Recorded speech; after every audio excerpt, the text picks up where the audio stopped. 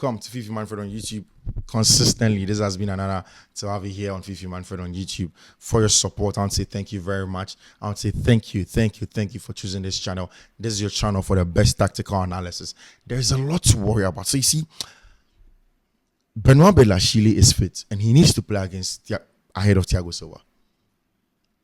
He needs to play ahead of Thiago Silva. What he gives the team is too much.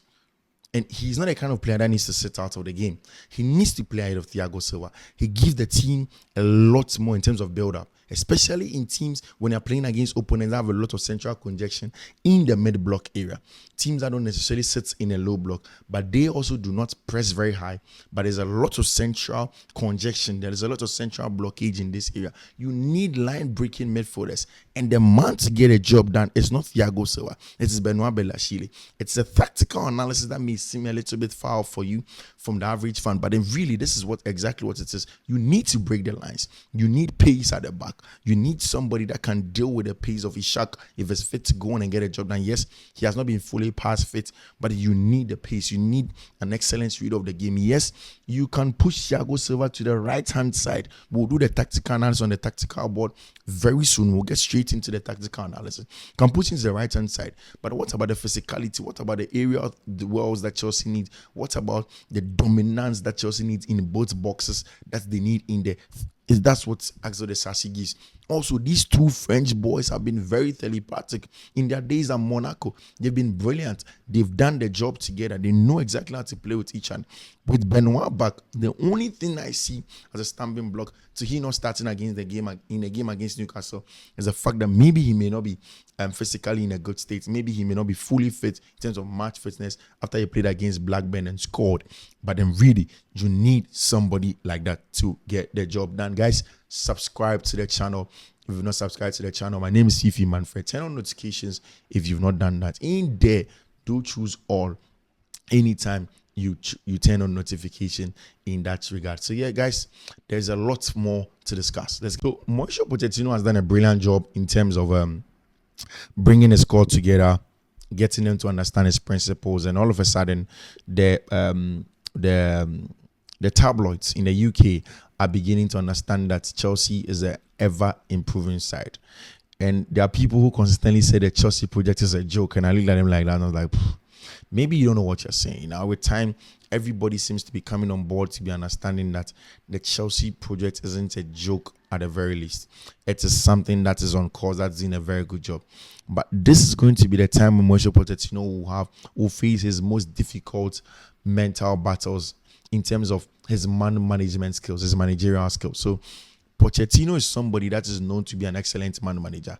He did the same with likes of Rose. He did it with Walker. He did it with Dele Alli. He did it with Harry Kane. He knows how to get his job done in terms of managing players, managing talent. But this is his toughest test yet. His Chelsea team seems to have almost everybody fit now. Now you look across the field of play. Nkunku has returned from injury. Romeo Lavia has returned from injury. Benoit Badiashile has returned from injury. Marco Correa is playing well. Nevaikoa played well at left back and play as centre back. Thiago Silva, age 39, has been brilliant. Goalkeeper Robert Sanchez has been excellent in post in terms of short stopping. You have with him Axel de Sassy, who has been very combative, very aggressive, and then winning a lot of duels in the right back. Reece James is back. Malo Gusto has shrugged off that injury that he had in the French under-21 national team, and then everything seems to be going on well for the team. Now you go into midfield, you see Leslie Gochuku, Romeo Lavia, Enzo Fernandez.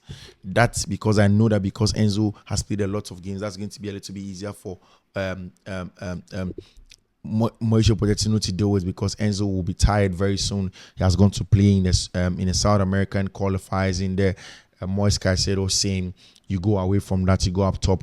Now there's a proper number 10 that's returning, and Nkunku can play inside the number 10. Are you going to stick with Conor Gallagher's job that he has done without the ball, the aggression? I've personally maintained that Conor Gallagher's skill set is something that's going to be used for specific games, especially in big games, because he's a hustler of the opponent. He pushes up, he gets the job done very far, high and wide, in being brilliant in stuff like that. Cole Palmer was still with me on the left hand side. You have Nkunku can come in onto his right foot You have on the right hand side, there's Sterling, there's Modric in there, Noni Madueke on the left. Brilliant job from all of them. Then of course at the start at strike, there is also Nicolas Jackson, there is Armando Broja. Armando Broja, I think he is a killer. He is one of the best ball manipulators that you can get. He's a lover of the spaces in behind. He attacks it, he gets the job done in there. He is menacing. But the job of Mauricio Pochettino will be testing, especially for me in defense. And in the next few seconds, we'll go into the tactical analysis on the tactical board, and then I'll tell you why I think Benoit Badiashile is excellent in that job, and he needs to start ahead of Thiago Silva. He needs to get a job done in there because of his line breaking ability, his ball carrying ability, his pace in there, his aerial dominance, the telepathic relationship that he has grown with himself, and then Axel de Sassi. It is important that Chelsea do play him at the back, in the back. It is a big worry for Mauricio Pochettino. But let's go into the tactical. Yeah, so I've said that Mauricio Pochettino is going to have a lot of issues after the international break, because if you look at the team now, Pochettino, say he still sticks with his 4-2-3-1 that he constantly plays for Chelsea Football Club. He's going to have 4 defenders, right? And then there are going to be 2 midfielders. Then, of course, 3 attackers in there. Now, Nkunku is back. It means that Nkunku possibly can play from the left wing. He can play as a number 10. There is Romeo Lavia, who is back also in the game. Romeo Lavia, who is an excellent presser and counter presser of the ball in central areas, is back into the team. And Moise Caicedo in the first phase with Leslie Ugochukwu. Is he going to change into a flat midfield 3?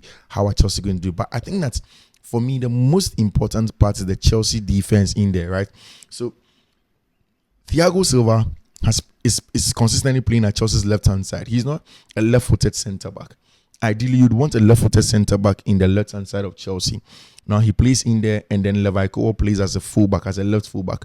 In some games, Marco Correa has played a lot of the times for Chelsea Football Club. Now, tactically, I think that Benoit Badiashile to be starting ahead of Thiago Silva, because Benoit is essentially a brilliant left-footed centre-back. He has a lot of composure on the ball.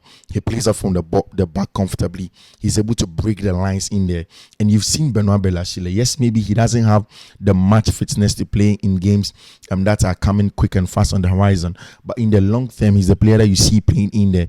Maybe Thiago can be pushed to the right-hand side so that De Sassi will be dropped to the bench. But then I'm looking at the fact that De Sassi and then Benoit Badiashile have a very good telepathic relationship from their days at Monaco, and how good they used to play. Their partnership on and off the ball is there for everybody to see, and they can play very well. So you look at Badiashile, he is brilliant on the ball in terms of breaking the lines in the first phase. He's also a manipulator, and then somebody that calmly attracts the press. It's like what you get from Roberto De Zerbi's team, from the centre back to Roberto De Zerbi's team, and it's something that even Levi Kool learned so well when he was at Brighton and Hove Albion, right? So it's in this area that I'm looking at. You're playing against a Newcastle side that's going to be very aggressive.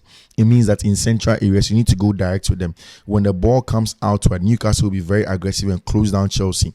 Now lots of the times you need manipulators of the ball from central areas, somebody that can break the lines on the ground, on the ground, and I think that is Benoit Badiashile on the left hand side. He is the kind of player that Chelsea needs to go for ahead of Thiago Silva or Thiago Silva, because Axel de Sassi brings in height, he brings in physicality. He has also a very good telepathic relationship between the two. They've played together for a very long time at Monaco. At some point in time, they were one of the best centre-back pair in the French league, and of course, in their age limits in Europe, they were very, very good at their job. Now, there's another headache.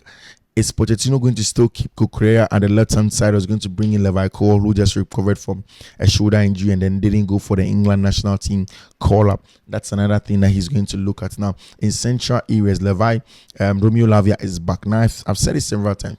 Immediately, Romeo Lavia gets back into full fitness. It means that Pochettino can switch from a 4-2-3-1 into a 4-3-3. Now, Romeo Lavia adds a lot of things to the Chelsea team. Yes, he is the most comfortable player to receive the ball from the first phase in here in a 4-3-3, so that Caicedo, Enzo Fernandez can play as 2 attacking number 8. And now what this does is that Chelsea, if they play Cole Palmer from outside, Chelsea are going to have an extra man centrally in here. If they are playing Nkunku from the left hand side, Chelsea are going to have 4 players or 3 at the very least who can manipulate the last line when they play against essentially tough, stubborn, low blocks that they play against in the English Premier League. So that's going to be the thing. Once Romeo Lavia is back, there's a possibility of playing in a 4-3-3 flat because he's very good in receiving in this area. He's press resistant. He's a very excellent counter presser of the ball. If you're playing a little bit up top and the ball is in the opponent's half, he leads the press very well. He's brilliant in that job. He does it almost effortlessly in there.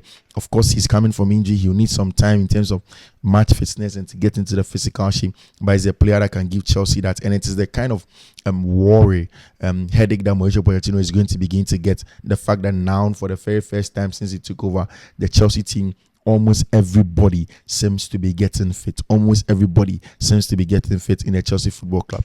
In a 4-2-3-1, however, he can be paired with Moises Caicedo in there. Himself, Moises Caicedo, 2 outlets to progress the ball. If you are building in a 3-2 phase of ball progression like this, it means that you have Caicedo, you have Caicedo, and then you have Romeo Lavia in there, whilst Enzo Fernandez will do the connecting job or the connector job in there. I also think that with the Enzo hasn't rested for a very long time since he began to play for Chelsea. Now, there's an opportunity for him to rest when Lavia gets into full fitness. With Enzo out of the team, there can be 4-2-3-1 with Conor Gallagher leading still as a number 10 in here, adding that aggression, physicality to lead the press, win the ball back for the team.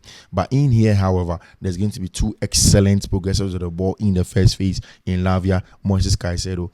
I can also envisage times where I see players like Kani Chukwuemeka and then Cole Palmer playing as 2 inside number 10s for the team, so that when you're playing against low blocks, you can break them down. So there is almost everybody fit. Armando Broja, I think that in a game against Newcastle, he's possibly going to start. He's fresh. He has trained for 2 weeks on hand. When he came on against Manchester City, it was a master stroke from Mauricio Pochettino. Nicolas Jackson is in good form, but he had traveled to Senegal to play some games in the World Cup qualifier for his national team, and he may be having some issues with fitness and jet lag, and he may not be arriving fresh. So it's something that you'd want to look at. Now you look at the right hand side where Modric played very well against Ukraine. The headache is there for Mauricio Pochettino, and as a fan, you love it that he's where he is. But essentially, I think Badiashile is going to be very, very important. Since now you are yet to see Wesley Fofana. Pace is also very important in the back, and Benoit gives the team that in that regard over there. So yeah, that's it. That's why I think that Chelsea should be able to get much Benoit Badiashile in it. Guys, if you're not subscribed to the channel, turn on notification. Do choose all. My name is Fiifi-Manfred.